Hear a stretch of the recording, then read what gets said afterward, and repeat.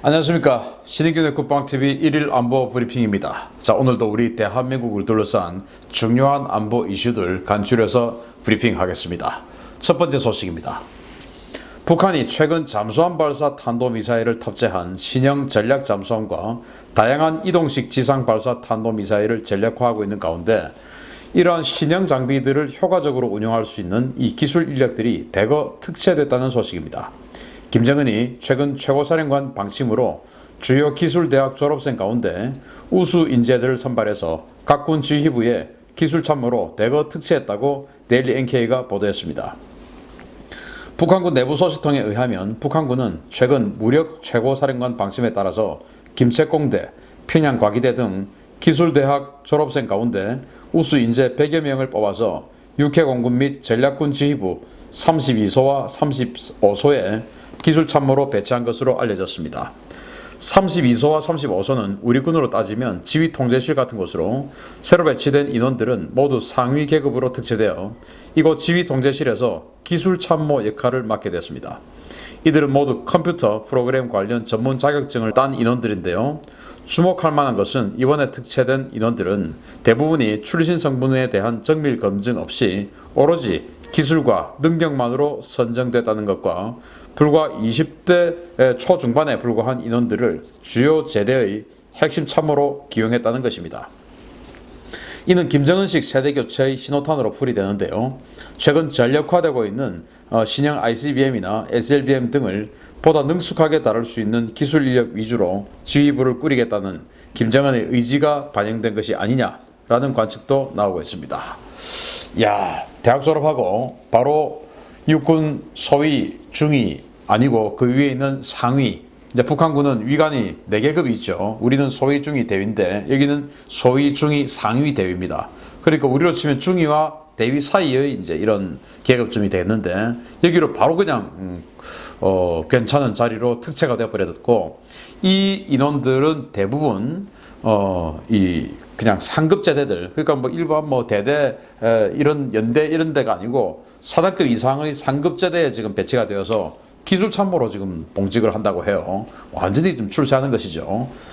그래서 여기에서 이렇게 보면 결국 최근에 북한이 대구경 조정 방사포 또 KN-24, KN-23 뭐 이런 신형 단거리 탄도미사일 또는 신형 단거리 발사체 이런 것들을 대거 선보이면서 이런 것들을 가지고 새로운 전술을 개발하고 새로운 전투 어떤 방침을 만드는 데 있어서 이 기술적 요소가 들어가야만이 그런 것들을 좀 더 제대로 구동할 수 있고 또 그런 기술적인 그 어떤 그 아이디어를 바탕으로 새로운 전술을 개발할 수 있고 한 그런 차원에서 지금 이런 기술 인력들을 장교로 그것도 아주 이 세계급이나 점프를 한 이 장교로 중급 장교로 특채를 한 것이 아니냐라고 생각되고 이걸 뭐 거의 뭐 100여 명을 갑자기 이렇게 했다고 하는데 참 북한군의 이 능력이 이런 것들로 인해서 한층 더 향상될 것 같다라는 그런 걱정이 앞서고요. 또 김정은이 지금 뭐 나이도 아직 젊고 또 자신의 동기동창이나 이런 그 주변 본인만의 주변 인력이 아직 그 인맥이 아직 부족하고 하다 보니까 이런 식으로 이제 자신에게 개인적으로 충성할 수 있는 새로운 인맥을 만들어 나가는 것이 아니냐라는 판단을 또 하는 분석도 있어요. 자, 그런데 특이할 만한 것은 이거 우리로 치면은 뭐 탕평책이다, 인사탕평책이다 이렇게도 이야기할 수 있는데 왜냐 출신 성분 안 본다 이겁니다. 지금 그동안은 빨치산 출신이냐 어떤 출신이냐 부모가 뭐 제일교포 출신이 아니냐 뭐 탈북자가 없냐 이런 여러 가지 출신 성분을 따졌는데 이번에는 오직 개인 능력만 보겠다. 이거 정말 국가로서는 바람직한 그런 인사 정책이죠. 문제는 그게 우리 적이라는 게 문제입니다. 그래서 우리 적이 이런 것들로 인해서 굉장히 능력이 향상될까 봐 걱정입니다.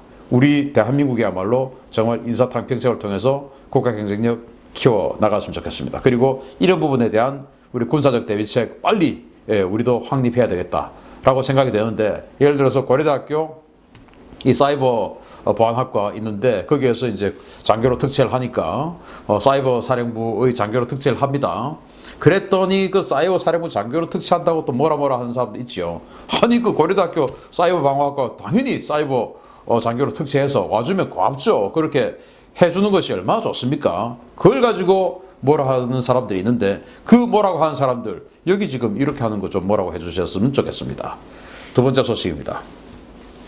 우주에서 극비 임무를 수행하는 미 공군의 X-37B 무인 우주 왕복선이 어제 우주로 발사됐다는 소식입니다. 이 위성이 우주에서 어떤 임무를 수행할지 중국과 러시아가 바짝 긴장하고 있습니다.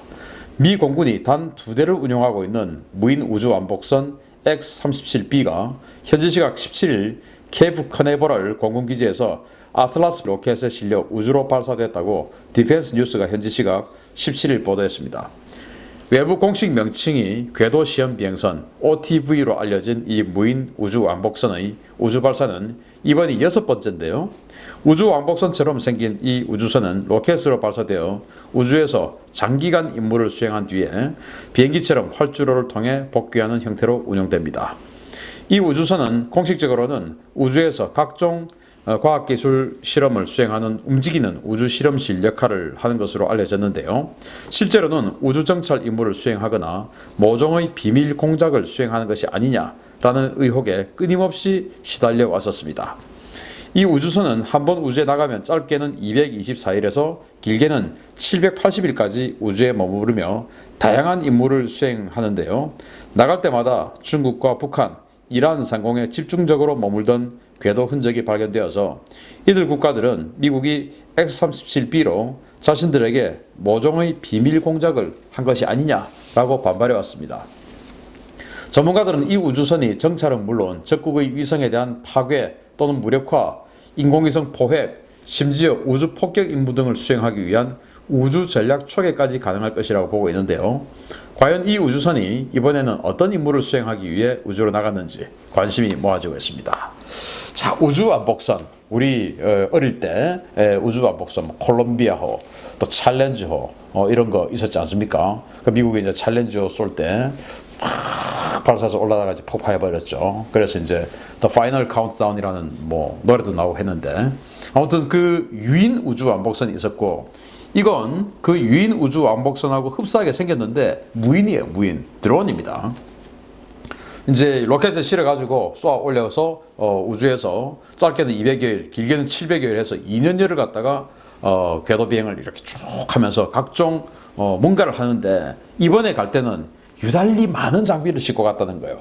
뭘 싣고 갔는지 모르겠지만 많은 장비를 싣고 갔다. 그래서 이런 이야기를 합니다. 이제 궤도 실험선이니까 이렇게 궤도를 돌고 있는 적의 위성이 있습니다. 그 궤도를 따라 도는 것이죠. 탁 가서 이제 따라 도는데 그 위성이 굉장히 빠른 막 20, 30 이런 속도로 돌고 있지 않습니까?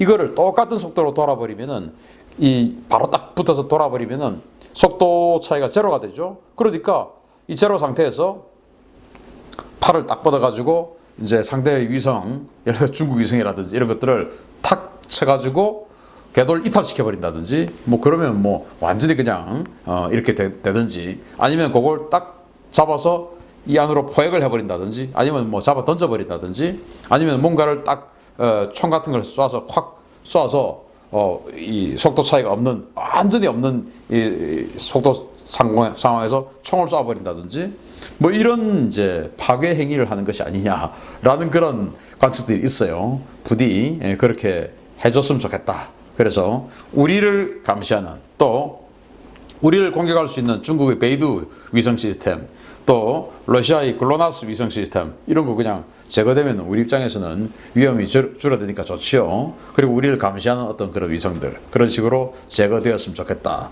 어떤 임무를 가지고 이번에 출항했는지 모르겠지만 임무 완수해 주기 바라고 정말 유사시에 적의 위성을 제대로 파괴하는 그런 킬러 위성으로서의 위용도 발휘해 주길 바랍니다.